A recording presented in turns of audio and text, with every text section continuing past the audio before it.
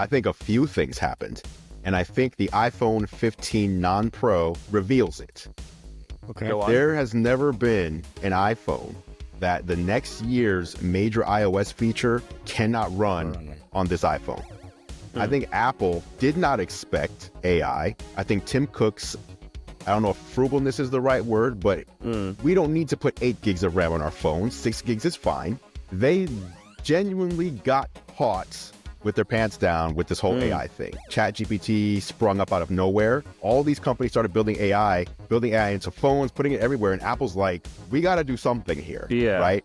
I think the iPhone 15 does show that they were like, oh crap, we got to do something here, because otherwise they would not have put that phone out. That's a good point. Knowing it would not run Apple Intelligence the following year, especially when we have rumors that the iPhone SE in a few months will run Apple Intelligence, yet last year's iPhone 15 cannot. I think we should reset our intros, right? Wait. We hype these guests up. Yeah. What if we're just honest about our guests? Okay, this time we should be. We have a guest today who's like, depends who you ask. He's here. I think that this is probably one of our best guests that we have, who's generous enough to come on the show, share some inside things that, we don't have, or give some exclusives, but also offer some perspective on a lot of things. I like his perspectives. I also like his takes on the pro wrestling industry. Mr. Jon Prosser, how are you doing? Thank you. I'm so glad to be back. Well, I had no idea that you guys went 2 months without recording an episode. Every year, it's like this is the busy season is so crazy. Like between travel and reviews, and it's just you guys are so far between episodes all the time. Every time that I'm on, that I feel like I'm just one of the co-hosts. I mean, you almost are. I've been on the road the past 2 months. I've been on the road every 2.5 weeks, so it's good to be. You're recording on the road right now, actually, because you can't go in your house. Technically. So can we just jump in? Because I have a lot of questions. Hold on, for John. Before you jump in, I need to jump in. All right. This is a real quick one, because this is something I'm not allowed to talk about until this episode is out, so that I can talk about it. Real quick, I got invited to Apple last week. They were like, hey, we got to show you something. I was like, ooh, what's this going to be? Because they don't tell you in advance. So I'm like, ooh, what am I about to witness? And I got to see a screening. I don't know if you call it a screening, but I put a Vision Pro on I was in a room with 2 other people who were not guests. So 2 PR or a product manager and a PR person who watched me watch in my Vision Pro, a little awkward, the Submerged short film. So it's Apple's first scripted for Apple immersive format movie. Okay, I don't want you to tiptoe around anything, but I just want you to know that what you say next really determines how I'm going to feel about Severance Season 2. So Interesting. I don't see the connection. Severance Season 2, from what I understand, at least from what I saw from a leak, was they also recorded bits of it in Apple Immersive, so you have an option. Say that. It's not coming out fully in Apple Immersive. You just have the option.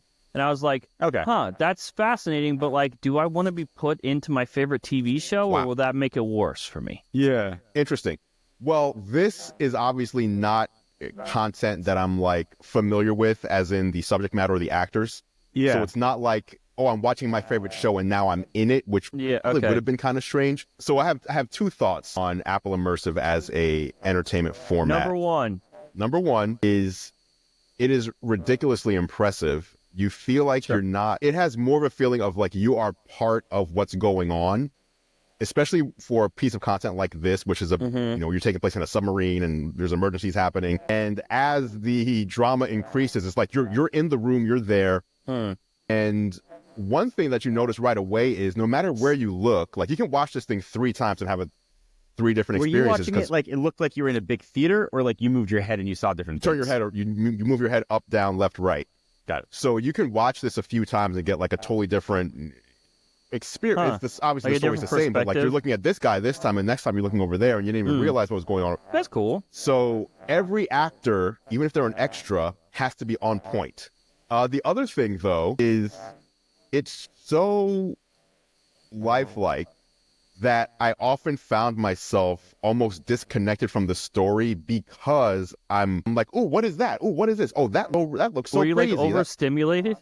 Right. Like I'm looking at how shiny the brass is, or like how defined this guy's it's beard so good is, that or it was whatever. taking you out of it. Right. In a way, because maybe when you get used to it over time, it doesn't have that same factor. But at least up front, it was like. I mean, were you the same way when color TV first came out, Andrew? This guy. Would you have gone if Apple told you what it was? They eventually told me right beforehand. They gave me a little press release. I mean, but like, what an app like, we want to show you something incredible. And they're like, oh, they it's going to be they just said, hey, we have a little briefing. Right. I was sit and watch a movie. Now you got to go to Russia for that. You kind of know what you're going to see based on who the invite comes from. So I knew it was from the Vision Pro people. I thought it was going to be something with like the big, how you can make your display ultra wide, which they haven't launched yet. Maybe a new environment they invite everybody for. I wish. They can unlock. The other thing you got, or at least John, you might be. Well, there's two Johns here. Rettinger, you might have been impressed by this. The other thing I got to screen was an NBA, the NBA All-Star film. Oh, that's cool.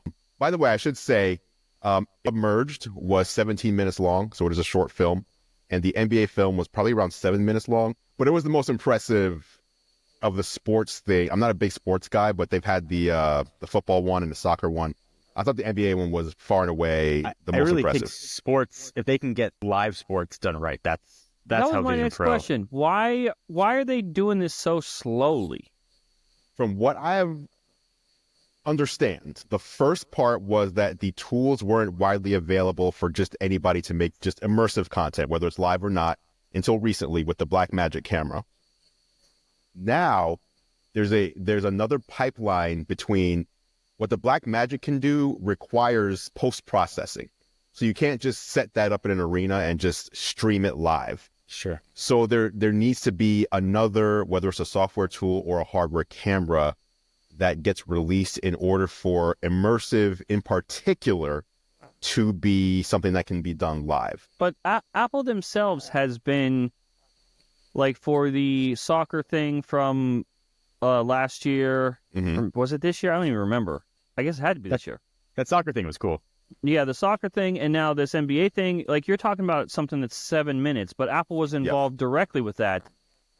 For proof of concept, why not give us a whole game just to show us what, like, because I feel like once we see that capability, that's when people are going to be like, oh yeah, let's do this. Yeah, I don't disagree with that at all. I mean, even if it's not live, just as a proof of concept, here's the NBA Finals from last year, right? Like here's an All-Star game. If I can just shed some perspective on here, the Please. NBA's technology is so bad. I stream the Laker games through the NBA app. I can't even make it go full screen on my iPad. The app currently does not support full screen. That wouldn't make any sense. Why would they do that? They can't get rid of the stats below the stream right now. It's like a known issue or bug that has not been corrected yet. Incredible. Have you tried watching the NBA in Vision Pro, that multi? Yeah, I did watch it. It was fun. It helped, and it was fun to watch. I could never get out of the fact that, like, I was still so aware I had a thing on my face. Yeah. And that's what always it takes me out of it. For the immersive stuff, it's incredible. But I was still, like, very aware that there is, like, pressure on my nose and there's a thing on my face. And then I don't get, like, acne. I don't break out anymore. But I got zits all over where Vision Pro sat on my face. I remember that. Yeah. Oh, yeah. I got to send you a link to the globular cluster. Whatever. Is that a link I shouldn't open in front of my kids? No, it is like I have never had comfort issues with the Vision Pro. Actually, I'm one of the lucky ones, I assume. Yeah. But this is something that replaces the band. Oh, okay. And it basically lets it sit like kind of on your head. It has a little back pad. It makes it feel like you're almost, I mean, you're obviously still wearing something, but it feels so much lighter. And you can even wear it without the light shield, which is totally, it's like a whole much better experience because your field of view all of a sudden is just widened and looks good. My Vision Pro thought still hasn't changed. I think it's incredible development advice for showing what can be, but there's it came out February, yeah. So there's still no compelling reason to buy it, and there's no price justification for the price. But if you want to see something that's expensive, going to be something in a few years, certainly Vision Pro kind of fills that. Now the secondhand market though. Man, they are not fetching high price. Like if you want a Vision Pro and you're like, I don't want to pay $3,500 and you're willing to just buy a used one, I've seen people getting like 512 gig ones for like $1,500. Yeah, so which is like $3,000 off. Mm-hmm. Yeah. So if you are interested in one, just check eBay. But John, you wanted to jump in, so that was my thing I wanted to start with. Listen, I am in the market, and I have to buy 3 new editing laptops. 3 new editing laptops. 3. Okay. The guys that do editing, we're all on older M1 machines, and they're starting to show their M1 Maxes, but they're starting to show their age. Yeah, I feel rendering is slowing down. So I'm buying a new Mac laptop now is like buying an iPhone August 31st, right? Yeah. You just don't do it. So rumors M4 coming soon. Something like that. Rumors November 1st, but then Russia, right? Russia comes out. Russia. And allegedly M4 MacBook Pro unboxing. So those are real, huh? Mm-hmm. So the only thing that's giving pause, and I don't speak Russian, is that the wallpaper is the same on the box as the M3s. That is highly unlikely. Just strange. Which does seem highly unlikely. But unless that's how they got them out the door, like however the leak happened. Right. So what does lend credence to this is in the video they benchmarked it. And the benchmarks were 25% higher than the M3. So unless maybe that was gamed or pre-recorded or so something. It's public? They should be, yeah. Huh, okay. It does appear that this is a legitimate leak. Wow. And also not an illegitimate spec bump, too.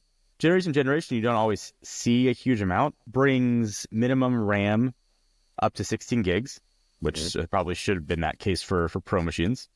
I believe it was a 25-ish% improvement.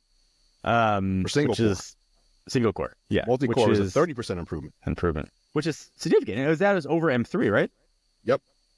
Which is big. Over M1 is going to be, 50% improvement.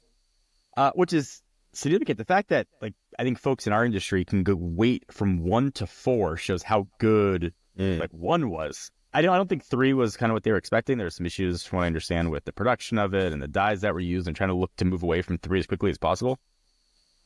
But this leak, as far as I know, and John, you probably know better, is unprecedented for a retail unit. No. It's insane. Yeah. Right? Never happened. No. Russia, a few years ago, I forget if it was the iPhone 12 or 13, someone in Russia, like a week before the event, unboxed it. But we are 21 days out, allegedly. And that is true. But I'm just saying, also, I don't know what's going on in Russia. How are they getting these devices that no one's had their hands on? The event itself has not even been announced. Correct. Yeah. And 2 weeks ago, Shrimp Apple Pro tweeted pictures of this. And everyone said it was fake. I was wondering about that. So it wasn't the same. It was like screenshots. It's not just the guy in Russia. There's a number of these just out there. So it might be. I think I saw the them same being one. sold somewhere. Yeah, I thought it was the same one. So allegedly it might be the same one. What Shrimp Apple Pro had said was that it was available in private Facebook groups. So the thought is it was this one that was in Russia. So it's Zuckerberg. That got Zuckerberg. You see, made his wife a minivan Porsche Cayenne. But this is like an unprecedented. We call it a security breach for Apple. If we're assuming it's legitimate, it's crazy. It would be a lot crazier for the average person in this space if it looked new. Yeah. I think people are writing off how crazy this is just because it's a spec bump, but the logistics of this happening are insane. I mean, if you walk it through, right? These are manufactured in China. Yep. This had to come from a factory. And maybe what you're saying is right. Maybe the box they used was for an M3 and that's how they got it out. Mm-hmm. Maybe they just looked at the cover. It looks the same. Yeah. Shipped right. out. You wouldn't check the back second guess sticker. that at all. Yeah. As a staggering leak for Apple. Is that video still up from that guy? Yeah. Last I checked. Yeah. I mean, Apple not doing anything about that? I mean, what is Apple can they do with Russia? anything? Well, I don't know. I guess they can ask YouTube to take it down. But here's what's interesting. So this was just the base M4, right? So not the M4 Pro, not the M4 Max. 25% faster, like John said, on single core. 30% faster on multi-core. 16 gigs of RAM as the base. Which I'm that hearing should have always been for a Pro machine. Right, and well, this is the base because they have like the, you know what I mean? I'm hearing that the M4 Pro and above will actually have even more RAM as the base, maybe like 18 gigs instead of 16. 3 Thunderbolt ports now instead of 2, which is a big one. Which is nice, right? So there's some nice changes here, and it also was in Space Black, so they're bringing Space Black to like the non upper tier. I'm so impressed by these, but it's like none of us are the people that use the base. I assume the base M4. Well, I know, John, you love the MacBook Air, but I don't like, my work is done on a Mac Studio, an M2 Ultra. Both of you on the Air, so you both love the Air. Yeah. Oh yeah. But this makes me like excited to see what the M4 Pro and Max are going to be doing. I think it's going to blow the M2 Ultra out of the water. So I agree. I think there's a lot though more with this base model. I just kind of on a whim today spec'd out a top of the line 15-inch MacBook Air. This is currently just on apples.com, not versus almost an exact spec of what kind of leaked out. And they both came to about $2,000. I think the MacBook Pro is $2,100. So these are machines that like can definitely like compete with each other.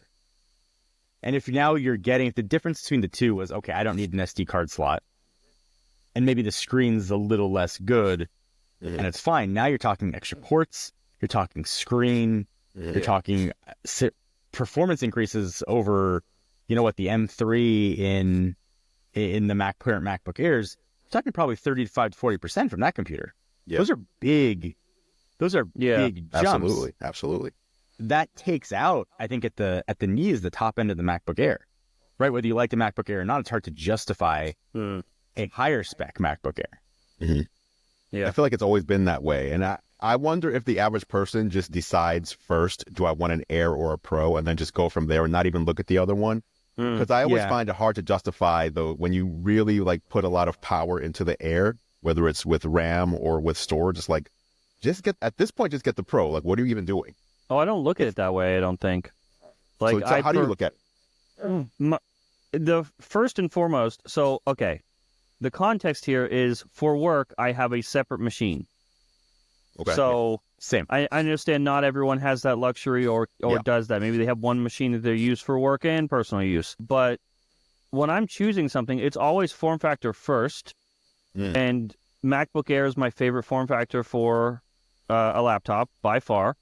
And so I'm more likely to spec out a MacBook Air in the form factor that I prefer than I am to ever go, well, since I'm this close to the price already, I might as well go Pro. Because how do you, like, if I wanted, I'm trying not to sound like an asshole. Like, if I wanted a Pro, I would just buy the Pro, right? It's not like, I'm not buying the Air to save money. I'm buying the Air because I legitimately prefer that form factor. That's what you want. Never am I in a position to be like, well, like, I'm pretty close to MacBook Pro money, so I might as well get that anyway. I probably wouldn't utilize a MacBook Pro to its full potential because I'm not doing work on it. No, I think that's a very fair statement. I think it's something that most people in our industry of what we do need to kind of remember. Because I think a lot of people that do what we do will say, wow, the lineups are so confusing. How is a customer supposed to know what it's the iPads are so, but it's like, I think most people do what you just said. Yeah. I want a colorful iPhone. Yeah. I'm going to get the iPhone 16 and not the Pro because I want a colorful iPhone and I want it to be this size. And now I'm going to pick how much, like, incredible, I think that's really how it goes. So good. I know, that's look at so that, man. good. We can talk about iPhone 16. We have to. I think we must. It's our first post iPhone 16 release show. And we always lead in with the Pro stuff, which I think we can get to. But I think this is the first generation since I think the iPhone 6 and then the brand new 6 Plus. I think that like the regular iPhone is really good. Like, I agree. Really, I had a phone call today with a friend, and they're like, I don't know what to get. I was like, do you need Zoom or do you care about screen? So like, I don't screen if it's on. I should have the size. And I'm like, I don't it's the first year I think the iPhone 16 is a really good phone, and they put what you would assume would have been like a flagship only thing, the camera control button like on it. It's a really good phone. It's incredible. Yeah. Are you changing your tune, John? Because you said this is not a good iPhone. You made a video. I'm talking about the Prosser here. You made a video that said this is not a good iPhone, which I vehemently disagreed with.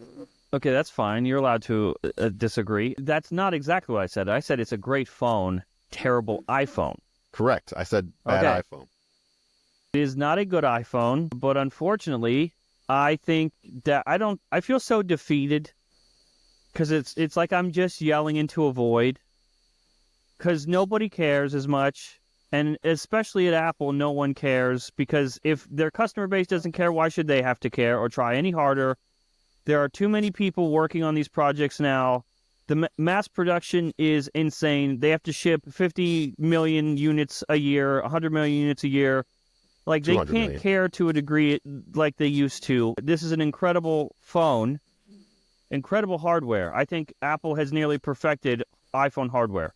There's only so much you can do with this shape, and Tim Cook is a master at absolutely squeezing all of the juice out of the lemon that he can. Hardware is incredible. iOS is a catastrophe, and I don't know what other word to use for that. It's terrible. I don't have words to describe my disdain for the current state of iOS. But to go along with the hardware aspect of this stuff, like John was saying, the iPhone 16 it's gotten more than a base model has gotten maybe ever. And the only thing there is, like, in this space, right, in the tech space, the demographic is a bit different. You have people that care about things that are a bit different than maybe the average iPhone customer would. And I think, so 60 hertz and 120 hertz is like the big argument, right? It's 2024, it's a crime, you're ripping people off, whatever. Okay, sure. But I think the people in this space, when they do that, right, when they fixate on this phone has 60 hertz instead of 120 hertz, you completely ignore what it did get in exchange. Yes, absolutely. Like the fact that it doesn't have a hand-me-down chip, it has an A18, it has camera control, it has the dynamic. If your option was, okay, you get a base model iPhone 16, right? It has 120 hertz, but also has the notch. Which one do you think regular consumers are going to be picking? Like, of course. It looks like the new one. It feels like the new one.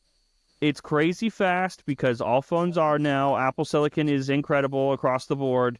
I don't know what more you could want from a phone other than better software. That'd be great. Thanks, Apple. Thanks. I think Apple does two things really well, and their whole business is based on it: ecosystem, right, and processors. Whether you're talking the didn't see that coming. No, I mean the series or the A series, the processors are incredible. And we have a video coming out on this, but let me ask you guys: if there was a reset, a complete reset where, like, suddenly, whatever, Thanos snaps and nobody's in any ecosystem anymore, it is like phones are just coming out, and all the phones that exist now are out, and they stand on their own. You got Pixels, you got Samsung, and you got the iPhone. Do you think many people are buying the iPhone? Are you saying basically ecosystems don't exist, as in, like, imagine any phone you buy can do AirDrop? Everybody's starting from scratch. Nobody's got iCloud. Nobody's got Google services. No one's using Gmail. Are smartphones brand new and they're coming out like this? Is that what you're saying? Let's say hypothetically smartphones are brand new and we're getting this version, right? In this world, no one's buying an iPhone. I wouldn't say no one, but yeah, I don't think they are the leading manufacturer at that point. And I think that is where Apple is going to run into problems long term. Thank you. Yes, thank you. Somebody that agrees with me. Because the ecosystem is getting chipped away, whether it's governmentally, the ecosystem is slowly getting chipped away, right? We have alternate app stores in Europe. RCS has been, it's nothing by Apple's hasn't done on their own, but sort of been pushed upon them. The ecosystem is going to get chipped away. The phones, I had a friend that was using an iPhone 13 Pro on a case. I could not tell what iPhone it was. 3 years difference, and even if it was a 12 Pro, I probably couldn't have been able to tell. 3 years, you should be able to see visually a difference in a phone, I think. Right? There should be changes. And you look at how quickly the software is changing on the Android side. And I'm saying that as somebody who's sitting here looking at my iPhone 16 Pro that I use. It's changing really fast. And there are advantages that did not exist before. I think Apple just relying and banking big breadth of their book of business on ecosystem plays is going to come back to haunt them unless the hardware and ultimately the software improves. And to John's point, I hate having to go into my Photos app to find anything now.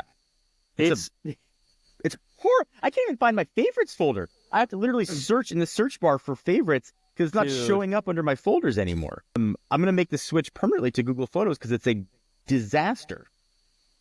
And you know what? Here's a test. Andrew, go ahead. What? John and John are listening. We would love to hear you defend the Photos app. Photos app, I don't care about it either way. Like, because anytime I go into Photos, I always hit search. But I've always done that for years. But where's my favorites? Like, I hit the heart, and then I can't find the folder. Yeah, I stopped putting things in my favorites because I'm not going to find them again.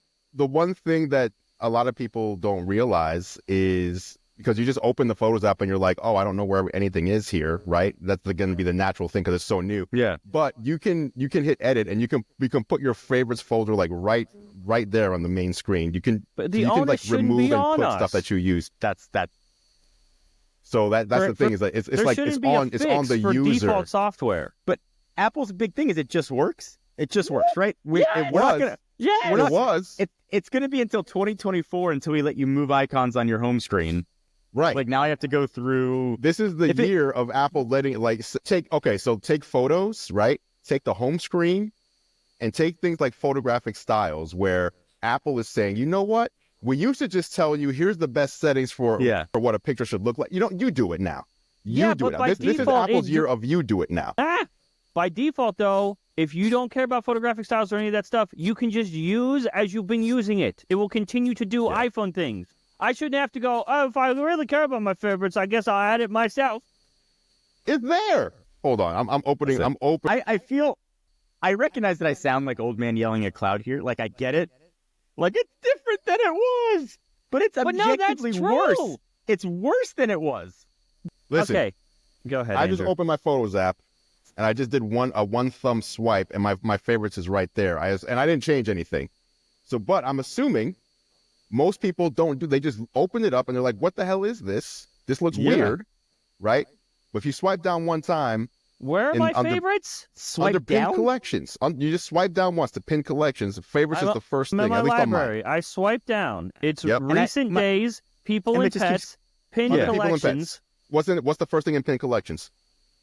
The favorite? Map, recently saved, favorites, videos. Okay, so hit modify and move favorites over to the first one. So that's the thing. So your favorites were the third one there. Mine was the first. Now, why is that, though? That's weird, too. Why is yours the third, mine the first? Because neither of us made changes. I swiped down my photos. No, I'm sorry. Swipe so that swipe up, I guess. Wow, that was an old man thing that just happened. It's recent days and albums, and my favorite does not exist under albums. No, under pinned collections. Just go down to pinned. Now, but do you see it there, though, under pinned collections? Yes, under pinned collections it is. Is it your first one or is it your third one? Because it was his third one. This was my first one. Okay. So that's where it's at. So it's like you swipe down once and or up or whatever. Now you can see it. But yes, like it's not easily discoverable. I understand that. The whole thing here is like, I have been advocating for this since the beginning of time. Well, since I got a brain in this tech space anyway. What's the advocate? What are you advocating for? People always complain that Apple wasn't changing fast enough. Yeah. But this is exactly why change too fast is bad. Maybe this photo app would be better received if the changes happened incrementally year over year than we got that led to this complete app. Well, but remember, to go from one app to a completely... Did you try Beta 1? Huh? Did you try iOS 18 Beta 1? The app was so much more disorganized. Like this is. I'm gonna lose it. I'm gonna lose it. I'm talking about the market. I don't want to hear about betas. Betas don't count. What I'm saying is your point is that this should have been a more gradual change, and I'm saying the change was even more crazy, and Apple actually pulled back, and this was the result of the pullback. Why didn't you tell them to pull back more? You could have saved this whole thing. Should have. You're right. You're right. Hang on, before you show me that short film, can we not do this in the Photos app? That'd be fantastic. Thank you so much. Yes. This is like, and the changes to hardware, I expect it to be this slow because there's only so much we can do. That's why the industry is bored and we've started folding them now. Like there's only so much you can do with this. It's always been a software game. We played the hardware game for a while, and now hardware is like peak. Yeah. What do we do? Can we go back to software? It is so incredibly scary that the focus on software year over year is the gap is getting bigger.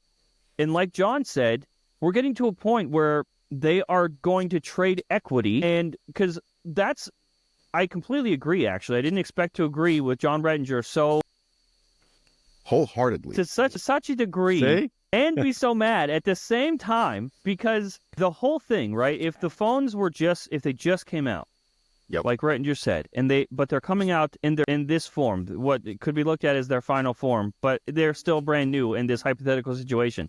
People aren't going to be picking the iPhone. It might not even be 50-50 anymore. It would be because there are too many options on the Android side. And I get for the rest of the world, Android does lead in a lot of areas, but for the US, they don't. No matter how many options of Android phones ship each year, half the people are still buying an iPhone. 88% of people under 18 have an iPhone. So the number is insane. And then those people get older and continue to have an iPhone. Apple's success is still built off of the back of the equity they have built this entire time. Yep. And when they do stuff like this, they're trading trust with their customers. The only thing that they have left that has a leg up over what other people are doing, and that's going to slowly chip away until we are 5 years into every announcement being just like Apple Intelligence, where, hey, this is on the marketing for this phone, but it's actually not going to be available until we're about to do WWDC next year. Sorry about that. They're trading that equity to do shit like that, and then they're not going to be in the same position. And then people are going to go, all the Apple chiefs are going to go, what happened? If you watch Geared Up, we've been trying to tell you for 5 years, and it's your fault. Can I armchair quarterback this, a solution? Mm-hmm. And Jon, that's see what if we you do. agree. Calm me down. So, I mentioned Apple's processors, right? The A18 series of chips in the iPhones. Incredibly powerful. I think you could probably make an argument, enough headroom comfortably for 3 years. Yeah. Let's say 2 years to make it more comfortable. Anything Apple Intelligence can come out with in 2 years, theoretically, let's say, can run on A18 hardware. Mm-hmm. Have you guys ever noticed a generation difference in your processor or phone? From 18, 17, 16, have you ever been like, oh my God, this feels so much faster than last year's phone? Ever? No. Probably not since 11. What Apple has, or what someone has told me, Apple has told me is that their goal when they do these processor upgrades is kind of what you were just alluding to in the first half of what you were saying. It's that so many people will say, why do you need all this power? You don't need, right? But it's like, what in Apple's mind, it's no, you will need that power in 4 years. Mm-hmm. For the stuff that we have in line for iOS 22 or whatever, you're going to need that power that we're giving you today for that. You may not need it now, but we're trying to make these phones still usable then. So hear me out. I also know that the life of these phones is not the first buyer. Usually there's a second and third buyer usually after these. Hand me down. After these phones. Totally understand that. If Apple sat out a generation of processors, right? There's no next gen processor. Presumably what we have right now can run everything. And there was a all hands on deck, let's design something different. Let's fix our software problems. Let's solve software issues. And let's make this, again, and rebuild our equity, what we stood on, the best software experience you can buy. People might leave us to buy a folding phone. We can't offer that. People might leave us to get a 4,000 megapixel camera from Samsung. We're not going to offer that.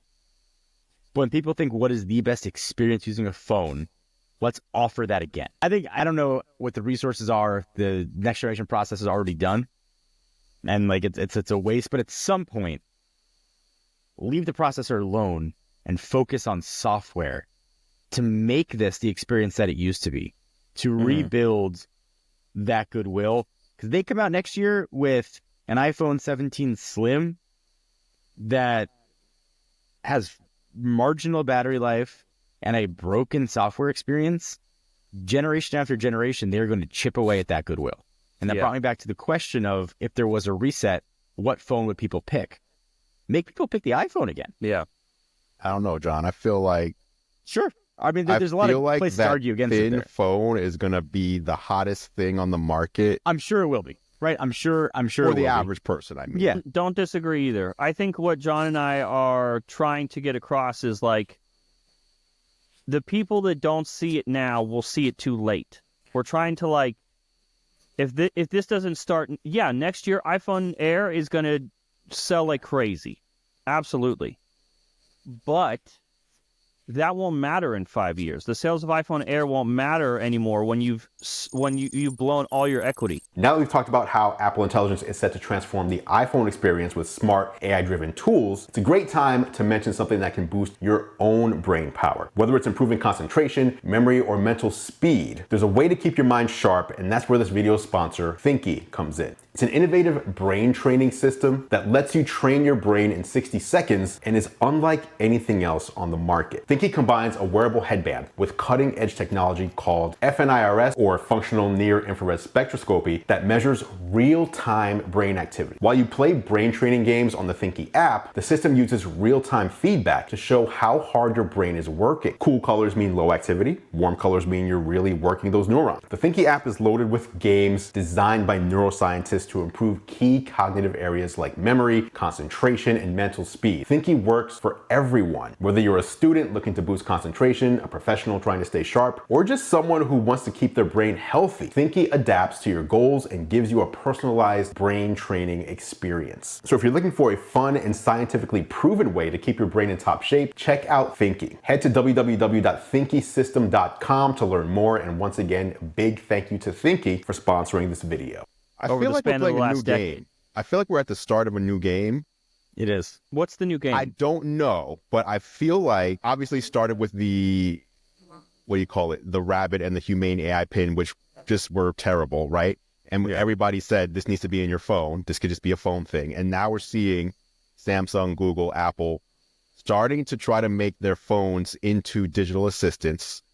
And I almost feel like that's going to be the thing. We're so early that I don't know what this looks like in 3 years, but I feel like that is the next game that needs to be won, or that's the next competition between Google. Samsung doesn't really have their own. Samsung just uses Google's. And Gemini is great, but if you're talking about the assistants, the power is in how many people are using it, right? It's a network. Good. Yes. That's how it learns. Apple obviously has a big user base, but if you've got all the Samsung people, you've got all the every other Android manufacturer out there, Google people, training Gemini, that's tough. Sure, but what I'm saying is I don't know that it's about if your phone as an assistant is going to, I assume, potentially be something that you're doing more talking to and less tapping on for at least some applications. Sure. That's going to be less about, although I guess the chip will matter, but it's going to be more about that new ecosystem of things as opposed to, you know, what are the features in iOS? I absolutely agree. But the catch there, I don't know if you know, that's all software. Yes, of course. And that's what we're losing currently. Like when the whole argument for when I was in school, right, I had an iPhone and I was made fun of because everyone else had an Android phone that could do way more, right? I can blink and it scrolls for me or something crazy, right? The specs, the bezel argument, like iPhone was still shipping with a home button and two massive top-bottom bezel and was still selling. The iPhone 6 is the best-selling smartphone of all time, only to be like topped by the Nokia phone from early 2000s or whatever. Yeah. And all of those phones were notorious. All of Apple products actually were notorious for having terrible, terrible specs. But they ran better than your Android phone with 12 gigs of RAM because the software was so well optimized. Somehow we've reversed it, where now you would never expect Apple they make the best processor. I would have never seen that coming. And that's an incredible thing when it's happening in parallel. Like that's the whole pitch, right? We built this processor from the ground up to run specifically our software. It's made perfectly for that. Why has it gotten worse with your own hardware? That isn't like the focus has left. The hardware is going to be great. And now, just like we've seen with everything else, like for a while, you could only record good video from an iPhone. Pixel cameras were good, really good, maybe for taking photos. Yeah. But no matter what Android phone you bought that could take great photos, it always fell apart in the same place, and that was video. Apple always did that better. But now people are catching up, and every phone kind of is in the same ballpark. Eventually, not right now, but in a few years, AI is going to be that same way, where everyone is just offering their own version of what everyone else already does. All AI is going to be good, and we're going to land right back in the same spot where the basics need to be done well. And by then, we have lost the footing on basics, because that's going to make or break the trust with Apple customers. That's terrifying, because I feel like I don't have any hint as of right now that they even realize this is a problem, or they care that this is a problem. This can only be a problem for so many more years before it's just how things are. Well, I think they know. And I think how good AI will be for our personal devices is going to really depend on not can I ask it some random trivia question that it'll give me an answer to, but how well does it know me, right? Yep. How well does it know me, my family, my needs, what's in my apps, etc. Apple's the first company to really, not that it hasn't shipped yet, of course, but to show that our AI, we're differentiating our AI this way, which is it's going to know you and the things you do, the things you have in iCloud, the things you have on your phone, things you see on your screen. And our AI is going to be optimized to really know you. Now, obviously, like you said, AI is going to get better and better. Everybody's AI is going to get better. I feel it's going to be exponential. All AI is going to get better. So which company will be able to have their customers trust them with all their data in order to allow the AI to be as good as it can be? I think a lot of people don't even care about that as far as the trust factor goes. I mean, a lot of people don't care about the trust, but right now it's Apple. Can they maintain that? And if they can they make that experience of their AI assistant who knows you better, know you better, be able to take actions better than the competition can? Can I ask you guys a question before we go? Yeah, please. Okay. What, in your opinion, your professional opinion, you guys have been doing this longer than I have, what happened here? Because I completely agree. The personal aspect of Apple Intelligence is a game changer. I made a whole video about that, about how they're the first ones to step up and show that it can be done. Saying something and doing something, two different things. Yes. And they announced something so early that they've almost given the other manufacturers the playbook. I wouldn't be surprised if Samsung or Google comes out with a personal context type assistant before Apple's is fully available. That's what were they pressured? Did they panic and just announce stuff way too early? Like, what happened? I'll take a stab at it. Go ahead. I think a few things happened. And I think the iPhone 15 non-Pro reveals it. Okay. There has never been an iPhone that the next year's major iOS feature cannot run on this iPhone. I think Apple did not expect AI. I think Tim Cook's, I don't know if frugalness is the right word, but we don't need to put 8 gigs of RAM on our phones. 6 gigs is fine, right? For so long, and same thing with the computers, 8 gigs is fine. For so long, they genuinely got caught with their pants down with this whole AI thing. ChatGPT sprung up out of nowhere. Then, Google got spooked by it. They built Gemini. All these companies started building AI into phones, putting it everywhere. And Apple's like, we got to do something here. Yeah. Right? Now, I think they went to work. I think they have something, again, it hasn't shipped. But if it ships as it was promised to do with the features that it can do, very compelling. But I think the iPhone 15 does show that they were like, oh, crap, we got to do something here. Because otherwise they would not have put that phone out. That's a good point. Knowing it would not run Apple Intelligence the following year, especially when we have rumors that the iPhone SE in a few months will run Apple Intelligence, yet last year's iPhone 15 cannot. But the other thing that I think, it is strange to give the playbook out, but I do not anticipate, if I had to put money on it, that Samsung, Google, or anyone else is going to go through the trouble, and again, I don't know how many people care about this, but is going to go through the trouble of building a whole cloud AI infrastructure that is completely private, that does not train on what you're putting into it. So I think Apple was in a rush. I think they have built something compelling. They had to announce it because the playbook now is when they announce WWDC, this is like, we're laying out our roadmap for the next 12 months for you. It's not, we're laying out September for you anymore. We're laying out our roadmap for you. And as much as I don't like that from a personal, like, I want everything day one. I want to try it out, right? I understand that previously, I don't know if you remember, I want to say maybe 3 years ago, you remember they had to release on day one, there was already a 0.01 update because the 0.0 was so bad that when you got your phone out of the box during your setup process, it was like, let's upgrade iOS.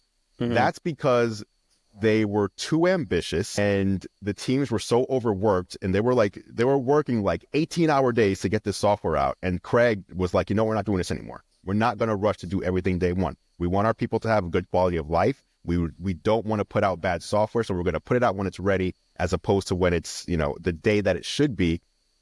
But we still need to let people know what's coming.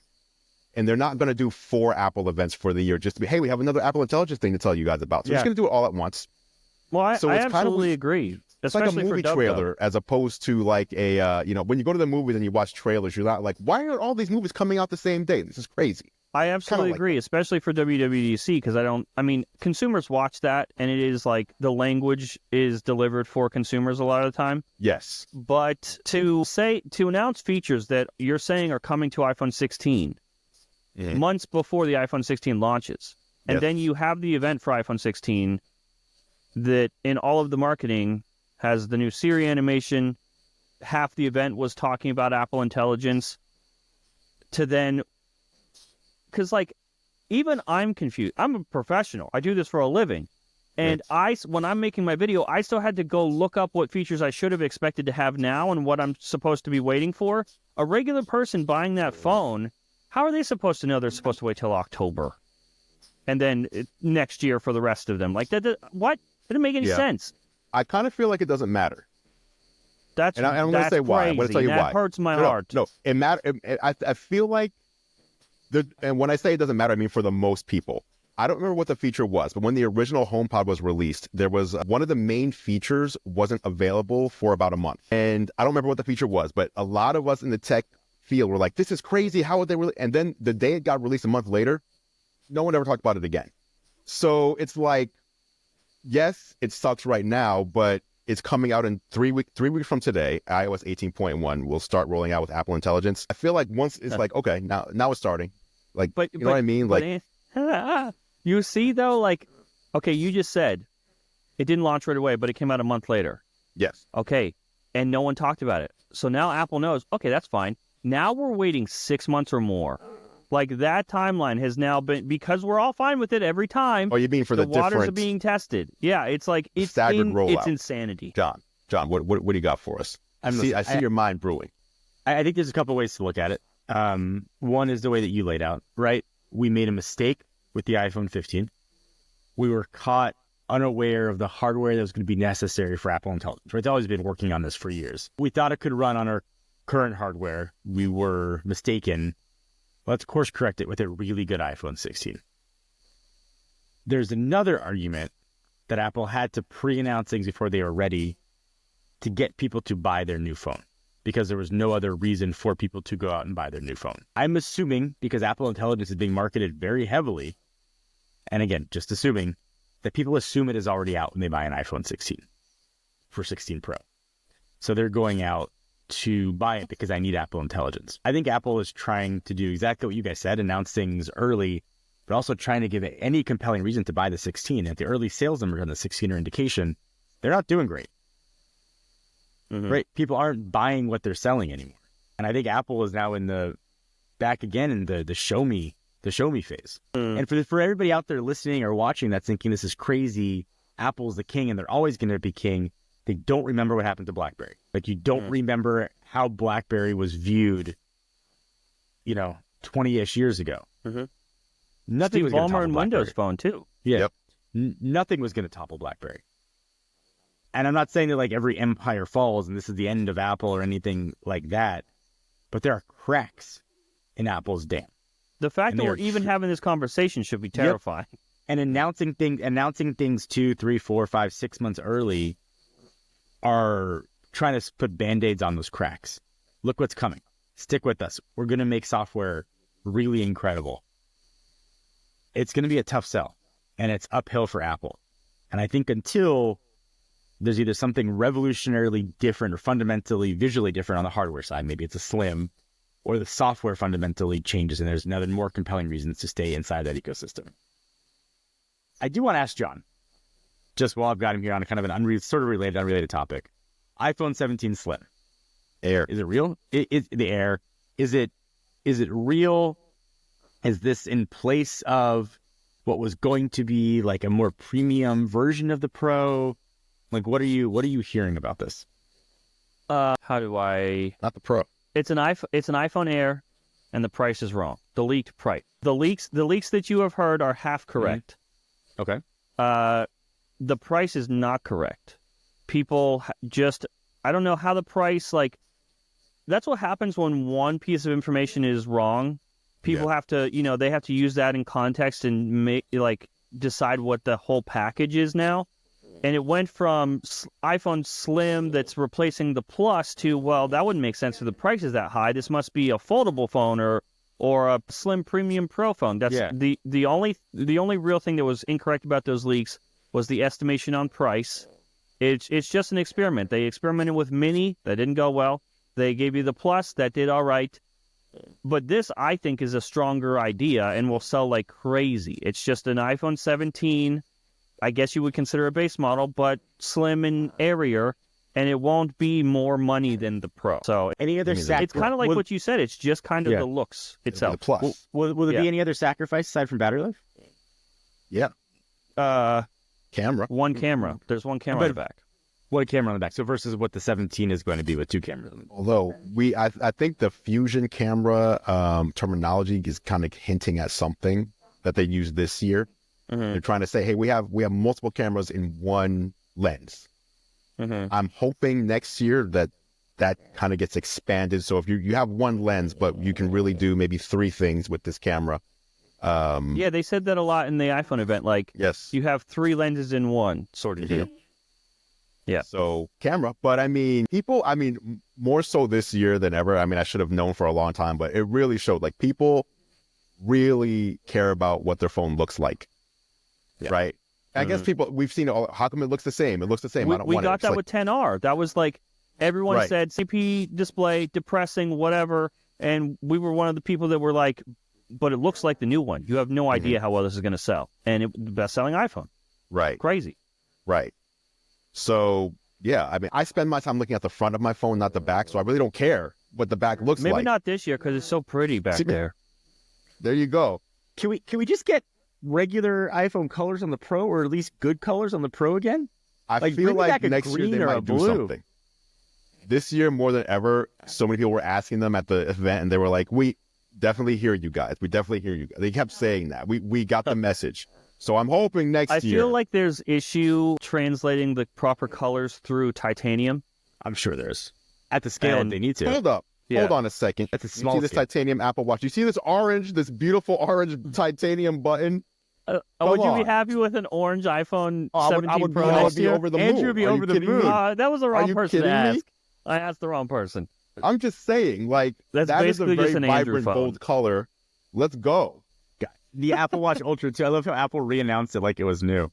Yeah, that was what I was more offended by than anything, and the AirPods Max. Oh, don't even. Max. I don't know.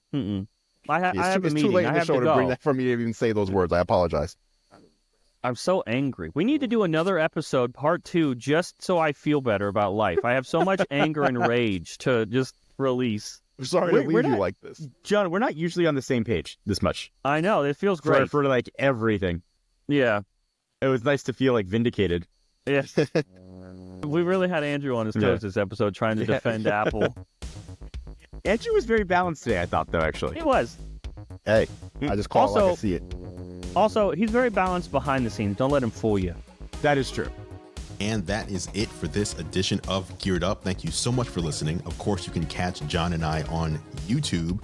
I'm at youtube.com/gearlive, and Jon is at youtube.com/Jon4Lakers. Feel free to head over and subscribe to our channels to stay up to date on all the latest tech. Speaking of subscribing, you can subscribe to Geared Up in your favorite podcast app if you haven't done so already. Just search Geared Up, that's 2 words, not one, in Apple Podcasts, Spotify, Pocket Casts, Overcast, or really wherever you choose to listen. If you like what we do, please consider leaving us a rating and review. It really helps other people find the show. Geared Up is a Gear Live podcast, and you can see more from us at gearlive.com. Thank you so much for listening. For Jon Rettinger, I'm Andru Edwards, and we'll catch you in the next episode.